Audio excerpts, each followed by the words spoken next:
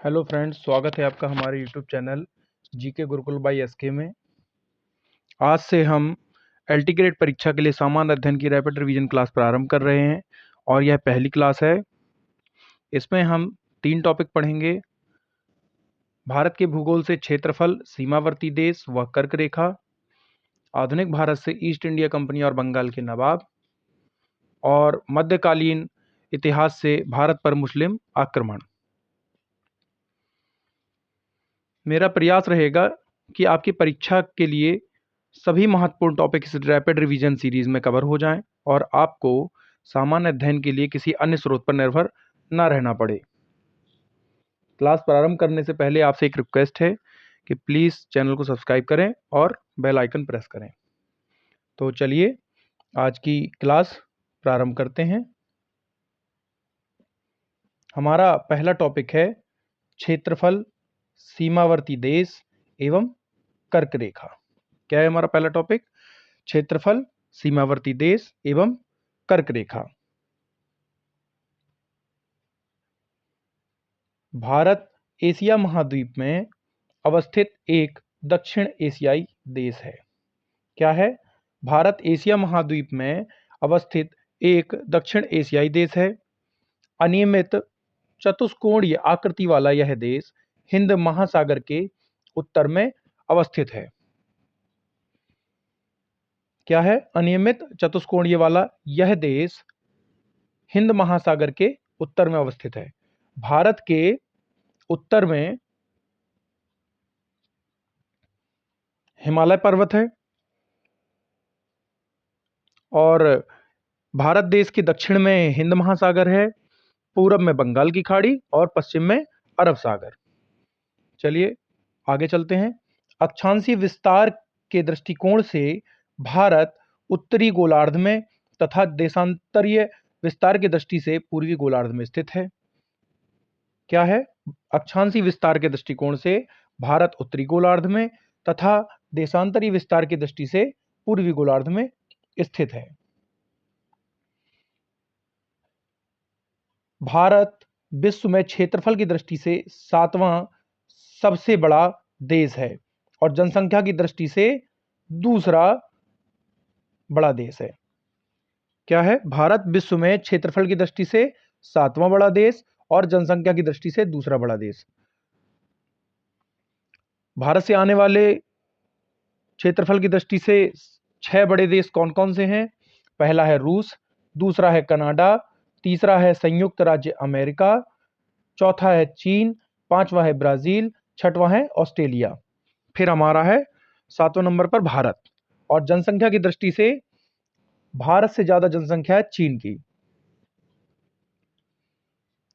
26 जनवरी 2020 से भारत में 28 राज्य और 8 केंद्र शासित प्रदेश हैं। पहले हमारे पास 29 राज्य और 7 केंद्र शासित प्रदेश होते थे, परंतु अभी वर्तमान में हमारे पास 28 राज्य और 8 केंद्र शासित प्रदेश हैं। जो हमारा एक राज्य जम्मू कश्मीर था उसको 2 केंद्र शासित प्रदेश बनाकर मिला दिया गया, जिससे 2 केंद्र शासित हमें प्राप्त हुए, एक जम्मू कश्मीर व दूसरा लद्दाख। और दमन दीव और दादरा नागर हवेली जो अलग अलग केंद्र शासित प्रदेश थे उनको मिलाकर संयुक्त रूप से कर दिया गया। भारत का कुल क्षेत्रफल कितना है? भारत का कुल क्षेत्रफल 32,87,263 वर्ग किलोमीटर है, जो पृथ्वी के समस्त क्षेत्रफल के स्थलीय भाग के क्षेत्रफल का लगभग 2.4% है। भारत का कुल क्षेत्रफल कितना है? 32,87,263 वर्ग किलोमीटर, जो कि पृथ्वी के समस्त क्षेत्रफल के स्थलीय भाग के क्षेत्रफल का कितना होगा? 2.4% होगा।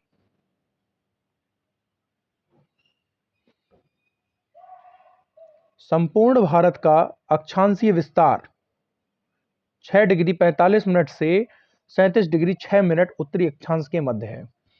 चूंकि हमारा भारत उत्तरी अक्षांश में स्थित है और इसका जो अक्षांशीय विस्तार है वो 6 डिग्री 45 मिनट से 37 डिग्री 6 मिनट उत्तरी अक्षांश के मध्य है।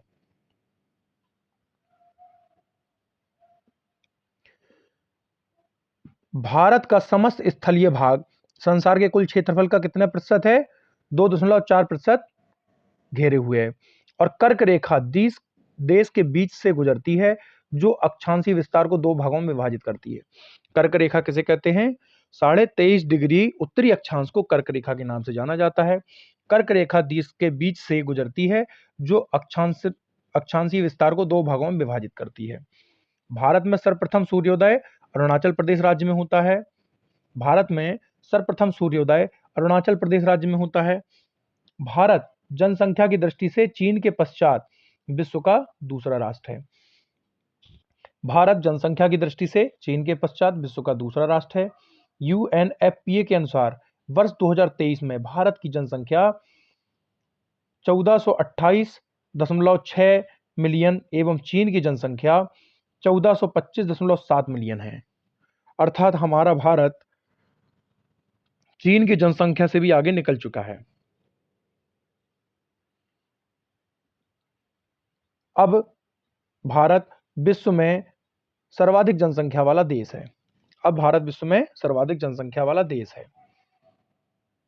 भारत की भूमि सीमा का विस्तार लगभग 15,200 किलोमीटर है। भारत की भूमि सीमा का विस्तार लगभग 15,200 किलोमीटर है। भारत में संपूर्ण विश्व की 17.5% जनसंख्या निवास कर रही है। 2011 की जनगणना के अनुसार ये अंतिम आंकड़े हैं। भारत में संपूर्ण विश्व की 17.5% जनसंख्या निवास कर रही है। भारत की मुख्य भूमि का विस्तार उत्तर से दक्षिण तक 3214 किलोमीटर तथा पूर्व से पश्चिम तक 2933 किलोमीटर है।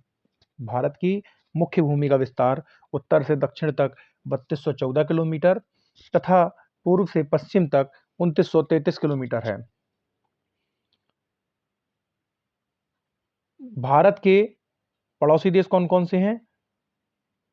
भारत के निकटतम पड़ोसी देश पाकिस्तान, अफगानिस्तान, चीन, नेपाल, भूटान, म्यांमार, बांग्लादेश, मालदीव और श्रीलंका हैं। भारत के निकटतम पड़ोसी देश पाकिस्तान, अफगानिस्तान, चीन, नेपाल, भूटान, म्यांमार, बांग्लादेश, मालदीव व श्रीलंका है।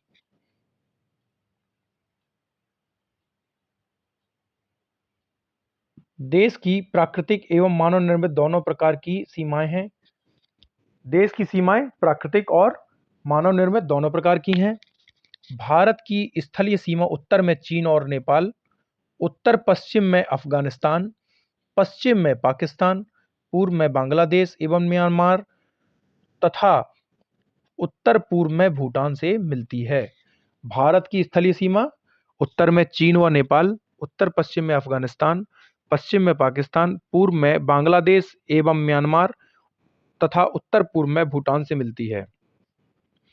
पश्चिम में पाकिस्तान, उत्तर पश्चिम में अफगानिस्तान, उत्तर में चीन तथा पूर्व में बांग्लादेश के साथ भारत की सीमाएं कृत्रिम अथवा मानव निर्मित हैं।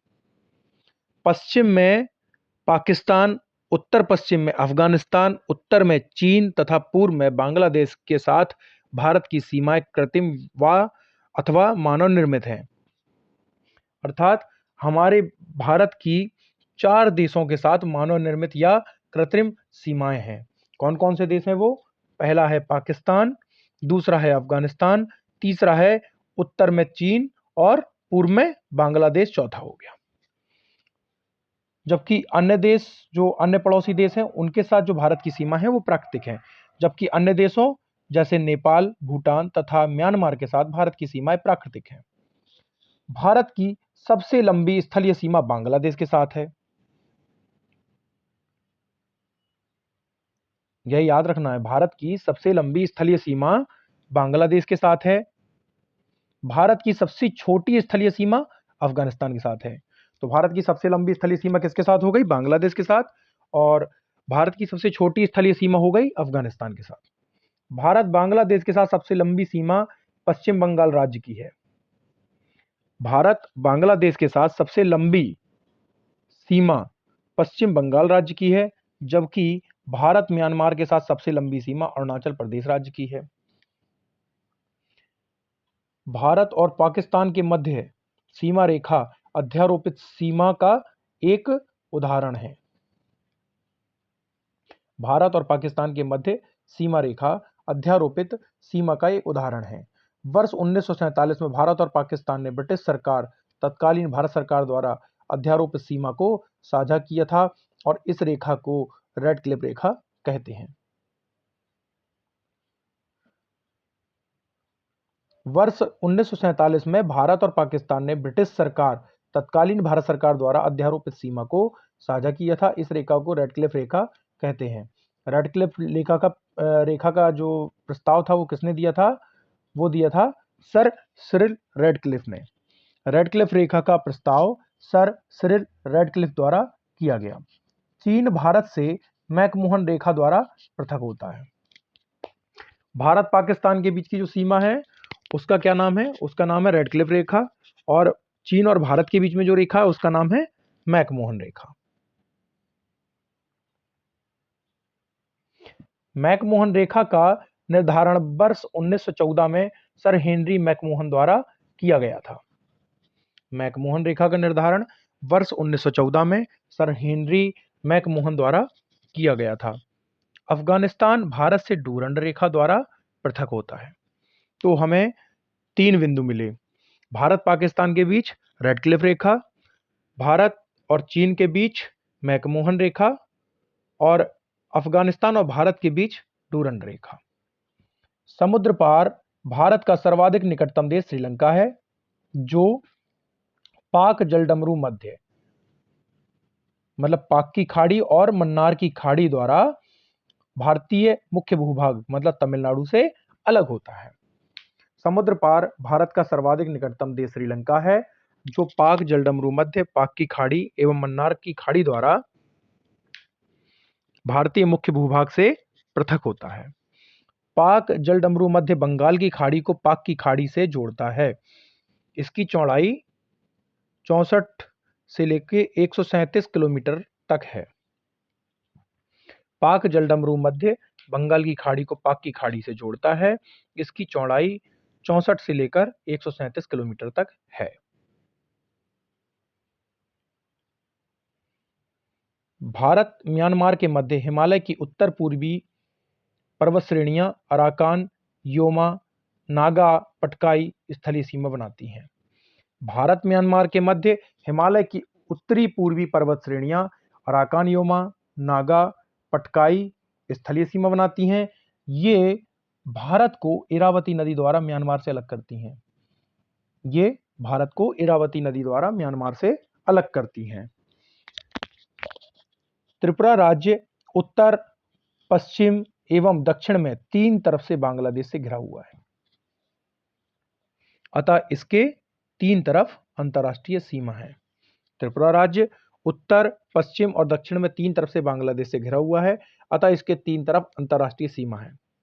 3 तरफ से घिरे होने के कारण ही त्रिपुरा राज्य का नाम त्रिपुरा पड़ा। भारत की ओर से भारत बांग्लादेश की सीमा पश्चिम बंगाल से, असम से, मेघालय से, त्रिपुरा से और मिजोरम से होकर गुजरती है। और भारत बांग्लादेश की सीमा पश्चिम बंगाल से सबसे ज़्यादा छूती है 2216.7 किलोमीटर। असम से कितना छूती है? 263 किलोमीटर। मेघालय से 443 किलोमीटर, त्रिपुरा से 856 किलोमीटर और मिजोरम से 318 किलोमीटर भारत की बांग्लादेश से बाउंड्री टच होती है।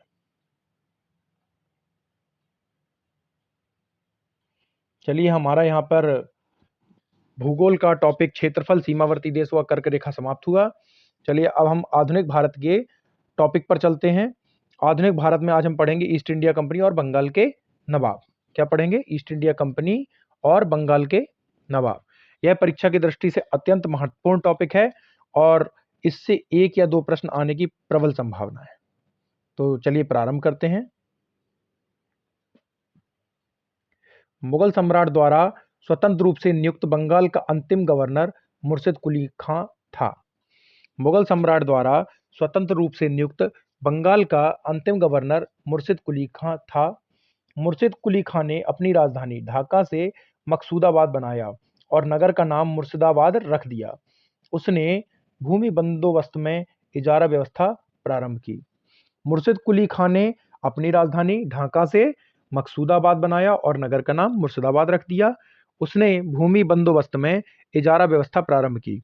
तो यह प्रश्न आ सकता है कि इजारा व्यवस्था किसने प्रारंभ की? मुर्शिद कुली खां ने। अब मुर्शिद कुली खां के बाद जो है कौन आया? अलीवर्दी खां। अलीवर्दी खां ने यूरोपियों की तुलना मधुमक्खियों से की।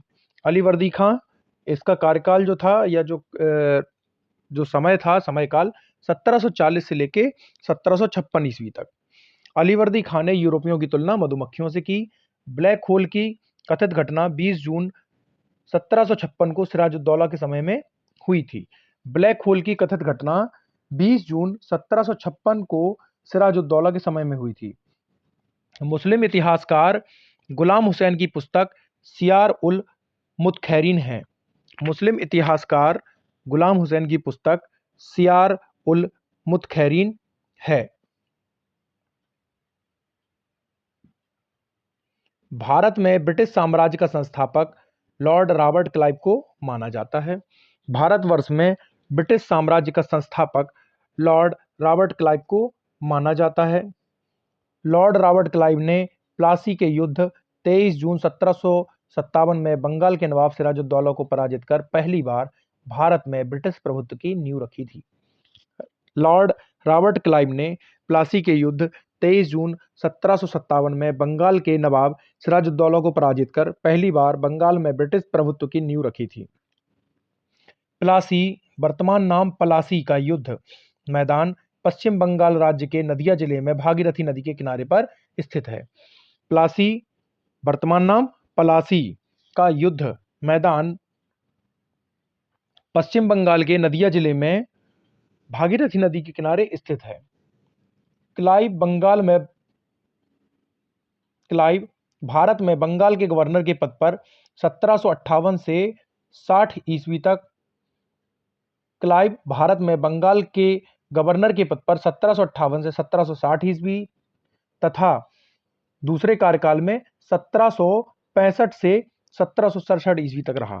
क्लाइव भारत में बंगाल के गवर्नर के पद पर 1758 से 1760 ईस्वी तथा दूसरे कार्यकाल में 1765 से 1767 ईस्वी तक रहा।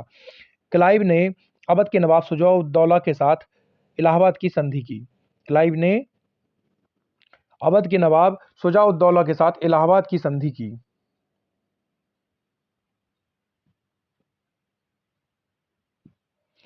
अंग्रेज सैनिकों का एक श्वेत विद्रोह क्लाइव के समय में हुआ था। अंग्रेज सैनिकों का एक श्वेत विद्रोह क्लाइव के समय में हुआ था। अलीवर्दी खां के उत्तराधिकारी नवाबों में मीर कासिम 1760 ईस्वी 1763 ईस्वी सबसे योग्य था। अलीवर्दी खां के उत्तराधिकारी नवाबों में मीर कासिम 1760 से 1763 ईस्वी सबसे योग्य था। मीर कासिम अपनी राजधानी मुर्शिदाबाद से मुंगेर ले गया। मीर कासिम अपनी राजधानी मुर्शिदाबाद से मुंगेर ले गया। मीर कासिम ने सेना का गठन यूरोपीय पद्धति पर करने का निश्चय किया। मीर कासिम ने सेना का गठन यूरोपीय पद्धति पर करने का निश्चय किया। मीर कासिम द्वारा मुंगेर में तोपें तथा तोड़ेदार बंदूकें, मैचलॉक गन बनाने की व्यवस्था की गई। मीर कासिम द्वारा मुंगेर में तोपें तथा तोड़ेदार बंदूक अर्थात मैचलॉक गन बनाने की व्यवस्था की गई। 22-23 अक्टूबर 1764 को अंग्रेजों ने मीर कासिम, अवध के नवाब शुजा-उद-दौला तथा दिल्ली के मुगल सम्राट शाह आलम द्वितीय की सम्मिलित सेना को बक्सर के युद्ध में परास्त किया। क्या 22-23 अक्टूबर 1764 को अंग्रेजों ने मीर कासिम, अवध के नवाब शुजा-उद-दौला तथा दिल्ली के मुगल सम्राट शाह आलम द्वितीय की सम्मिलित सेना को बक्सर के युद्ध में परास्त किया। बक्सर युद्ध में अंग्रेजों की कमान मेजर हेक्टर मुनरो के हाथ में थी। तो बक्सर का युद्ध कब हुआ था? बक्सर का युद्ध हुआ था 1764 ईस्वी में। यह अत्यंत महत्वपूर्ण युद्ध है, इसलिए इस युद्ध का जो है समय काल याद होना चाहिए। 1764 में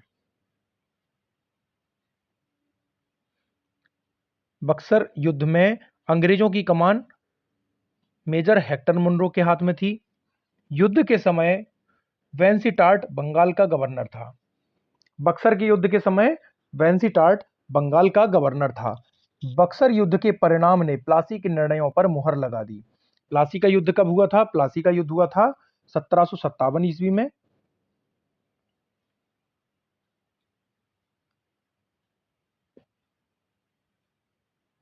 बक्सर युद्ध के परिणाम ने प्लासी के निर्णयों पर मुहर लगा दी। बक्सर के युद्ध के समय बंगाल का नवाब मीर जाफर तथा दिल्ली का शासक शाह आलम द्वितीय था। यह प्रश्न पेपर में कई बार आया हुआ है। बक्सर के युद्ध के समय बंगाल का नवाब मीर जाफर तथा दिल्ली का शासक शाह आलम द्वितीय था। इलाहाबाद की प्रथम संधि। इलाहाबाद की प्रथम संधि 12 अगस्त 1765 के तहत मुगल बादशाह शाह आलम द्वितीय ने कंपनी को बंगाल, बिहार और उड़ीसा की दीवानी स्थायी रूप से दे दी।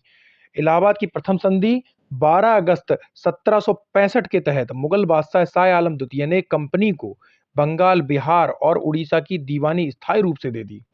इलाहाबाद की द्वितीय संधि 16 अगस्त 1765 के तहत अवध के नवाब शुजाउद्दौला ने इलाहाबाद और कड़ा के जिले मुगल बादशाह शाह आलम द्वितीय को देने का वादा किया। इलाहाबाद की द्वितीय संधि 16 अगस्त 1765 के तहत अवध के नवाब शुजाउद्दौला ने इलाहाबाद और कड़ा के जिले मुगल बादशाह शाह आलम द्वितीय को देने का वादा किया। Robert Clive east India company का बंगाल का गवर्नर था। Robert Clive east India company का बंगाल का गवर्नर था। उसने बंगाल में द्वैत शासन की शुरुआत की। तो बंगाल में द्वैत शासन की शुरुआत किसने की? रॉबर्ट क्लाइव ने। कंपनी ने दीवानी कार्य के लिए 2 उप दीवान, बंगाल के लिए मोहम्मद रजा खां तथा बिहार के लिए राजा सिताब राय की नियुक्ति की। क्या किया कंपनी ने? कंपनी ने दीवानी कार्य के लिए 2 उप दीवान, बंगाल के लिए मोहम्मद रजा खां और बिहार के लिए राजा सिताब राय की नियुक्ति की।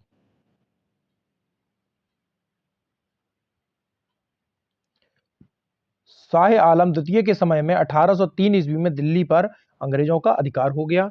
शाह आलम द्वितीय के समय में 1803 ईस्वी में दिल्ली पर अंग्रेजों का अधिकार हो गया।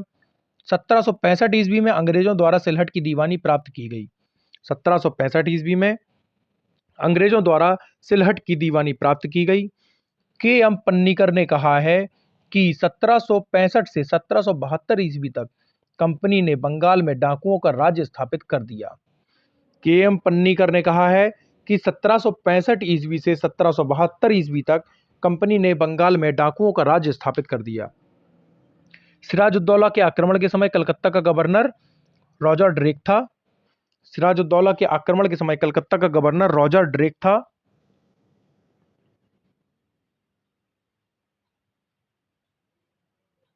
प्लासी के युद्ध 23 जून 1757 ईस्वी में क्लाइव ने बंगाल के नवाब सिराजुद्दौला को पराजित कर भारत में ब्रिटिश प्रभुत्व की नींव रखी थी। प्लासी के युद्ध 23 जून 1757 ईस्वी में क्लाइव ने बंगाल के नवाब सिराजुद्दौला को पराजित कर भारत में ब्रिटिश प्रभुत्व की नींव रखी थी। मीर कासिम ने एक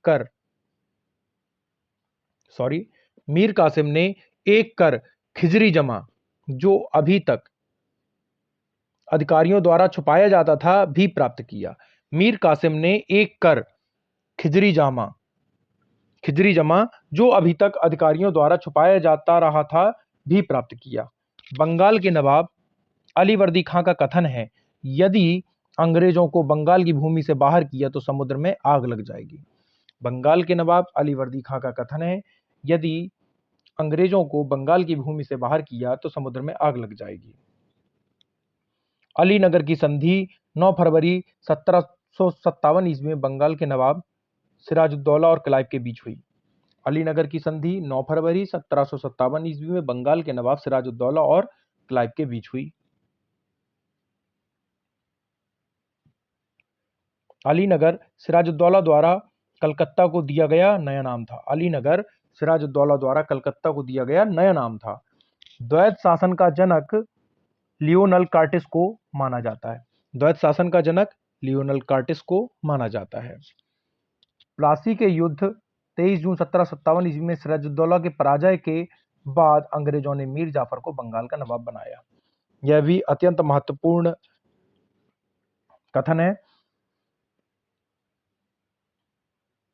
प्लासी के युद्ध 23 जून 1757 ईस्वी में सिराजुद्दौला के पराजय के बाद अंग्रेजों ने मीर जाफर को बंगाल का नवाब बनाया। तो सिराजुद्दौला के बाद जो है बंगाल का नवाब कौन बना? मीर जाफर। मीर जाफर ने क्लाइव को मुगल सम्राट आलमगीर द्वितीय से उमरा की उपाधि प्रदान करवाई। मीर जाफर ने क्लाइव को मुगल सम्राट आलमगीर द्वितीय से उमरा की उपाधि प्रदान करवाई। चलिए यहां पर हमारा ये दूसरा टॉपिक ईस्ट इंडिया कंपनी और बंगाल के नवाब पूरा हुआ। अब हम चलते हैं अपने आज के तीसरे टॉपिक भारत पर मुस्लिम आक्रमण।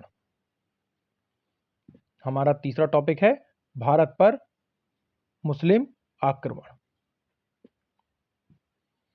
भारत पर पहला सफल मुस्लिम आक्रमण 712 ईस्वी में अरब आक्रमणकारी मोहम्मद बिन कासिम के नेतृत्व में हुआ था। तो भारत पर पहला सफल मुस्लिम आक्रमण कब हुआ था? 712 ईस्वी में। और आक्रमणकारी कौन था? मोहम्मद बिन कासिम। भारत पर पहला सफल मुस्लिम आक्रमण 712 ईस्वी में अरब आक्रमणकारी मोहम्मद बिन कासिम के नेतृत्व में हुआ था। इराक के हाकिम अल हज्जाज ने मोहम्मद बिन कासिम के नेतृत्व में अरबों को सिंध पर आक्रमण करने के लिए भेजा। इराक के हाकिम अल हज्जाज ने मोहम्मद बिन कासिम के नेतृत्व में अरबों को सिंध पर आक्रमण करने के लिए भेजा। भारी संघर्ष के बाद अरबों ने 712 ईस्वी में सिंध पर विजय प्राप्त कर ली। भारी संघर्ष के बाद अरबों ने 712 ईस्वी में सिंध पर विजय प्राप्त कर ली। अरबी ग्रंथ चचनामा से अरबों द्वारा सिंध विजय की जानकारी मिलती है। अरबी ग्रंथ चचनामा से अरबों द्वारा सिंध विजय की जानकारी मिलती है। गजनी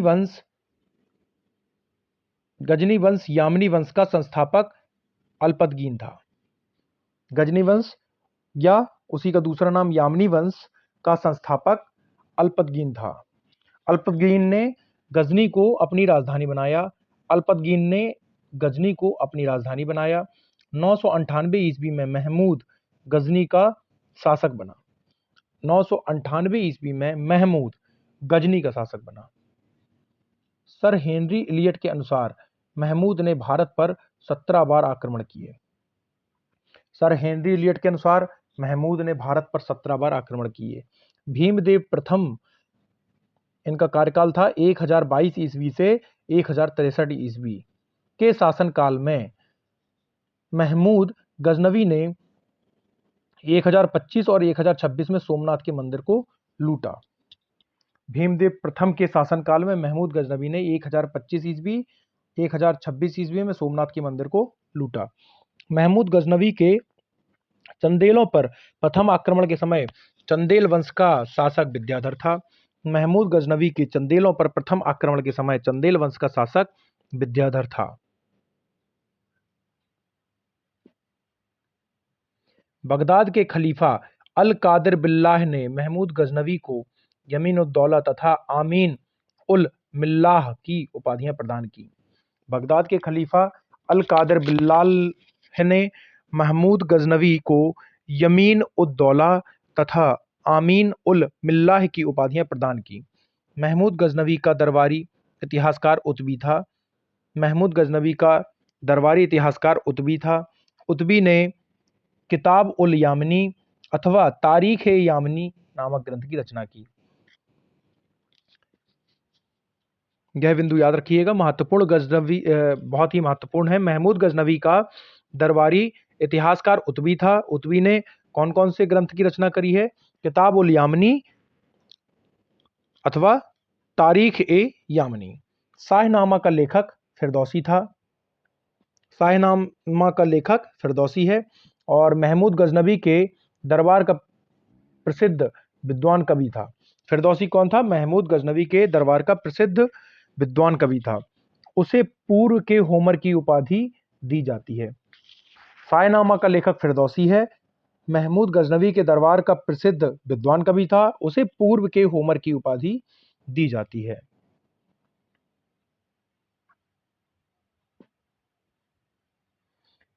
फरिश्ता या फिरिश्ता 1560 ईस्वी से 1620 ईस्वी ने तारीख ए फरिश्ता या गुलशन ए इब्राहिमी नामक किताब लिखी है।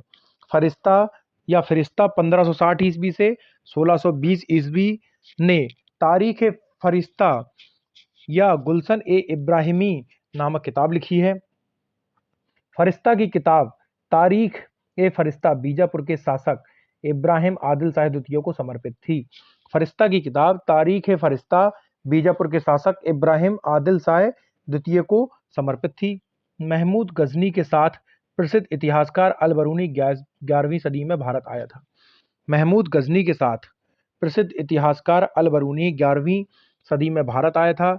अल-बरूनी की पुस्तक किताब उल हिंद से तत्कालीन भारत की मुख्यतः सामाजिक सांस्कृतिक स्थिति की जानकारी मिलती है। अल-बरूनी की पुस्तक किताब उल हिंद से तत्कालीन भारत की मुख्यतः सामाजिक सांस्कृतिक स्थिति की जानकारी मिलती है। पुराणों का अध्ययन करने वाला प्रथम मुसलमान अल-बरूनी था। पुराणों का अध्ययन करने वाला प्रथम मुसलमान अल-बरूनी था। अल-बरूनी का जो जन्म था वो कब हुआ था? अल-बरूनी का जन्म 973 ईस्वी में हुआ था। वह खीवा प्राचीन ख्वारिज्म का रहने वाला था। वह खीवा का रहने वाला था। उसने अरबी भाषा में तहकीक ए हिंद की रचना की थी। उसने अरबी भाषा में तहकीक ए हिंद की रचना की थी। तो अल-बरूनी का जन्म हुआ 973 ईस्वी में। वह खीवा प्राचीन ख्वारिज्म का रहने वाला था। उसने अरबी भाषा में तहकीक ए हिंद की रचना की थी। सर्वप्रथम एडवर्ड साची या सचाऊ ने अरबी भाषा से तहकीक ए हिंद का अनुवाद अंग्रेजी भाषा में किया। तो किसने अरबी भाषा से तहकीक ए हिंद का अनुवाद अंग्रेजी भाषा में किया? एडवर्ड सचाऊ। तहकीक ए हिंद का हिंदी अनुवाद किसने किया? रजनीकांत शर्मा। तहकीक ए हिंद का अनुवाद हिंदी में रजनीकांत शर्मा द्वारा किया गया। संस्कृत मुद्रा लेख के साथ चांदी के सिक्के महमूद गजनवी ने जारी किए थे। संस्कृत मुद्रा लेख के साथ चांदी के सिक्के महमूद गजनवी ने जारी किए थे।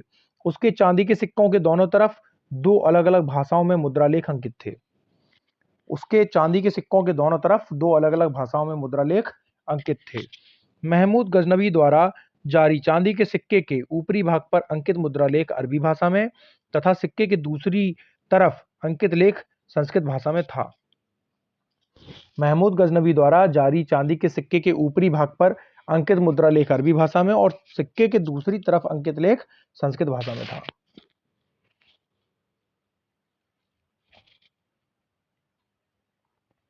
शिहाबुद्दीन मोहम्मद गौरी का प्रथम आक्रमण 1175 ईस्वी में मुल्तान पर हुआ।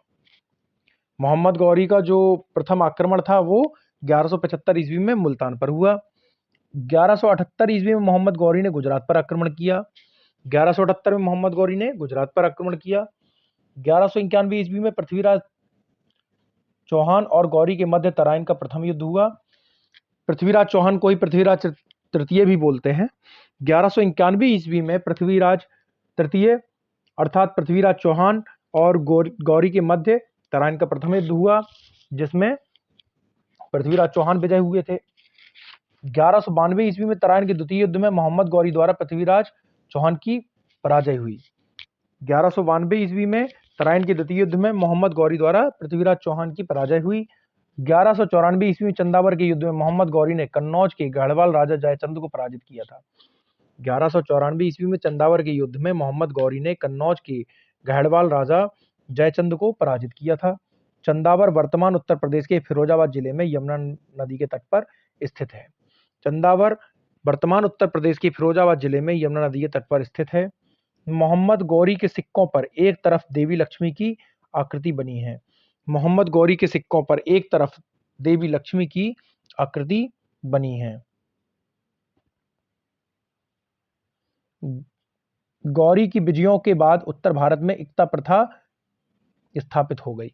गौरी की विजयों के बाद उत्तर भारत में इक्ता प्रथा स्थापित हो गई। 1192 ईस्वी में तराइन के द्वितीय युद्ध में कुतुबुद्दीन ऐबक ने महत्वपूर्ण भूमिका निभाई। 1192 के तराइन के द्वितीय युद्ध में कुतुबुद्दीन ऐबक ने महत्वपूर्ण भूमिका निभाई। इख्तियारुद्दीन मोहम्मद बिन बख्तियार खिलजी ने बिहार की विजय की। इख्तियारुद्दीन मोहम्मद बिन बख्तियार खिलजी ने बिहार की विजय की। इख्तियारुद्दीन मोहम्मद बिन बख्तियार खिलजी ने नालंदा एवं विक्रमशिला को तहस-नहस कर दिया। बख्तियार खिलजी ने क्या किया? नालंदा और विक्रमशिला विश्वविद्यालय को तहस-नहस कर डाला। और बख्तियार खिलजी ने क्या किया? बख्तियार खिलजी ने लखनौती को अपनी राजधानी बनाया। किसको? लखनौती को अपनी राजधानी बनाया।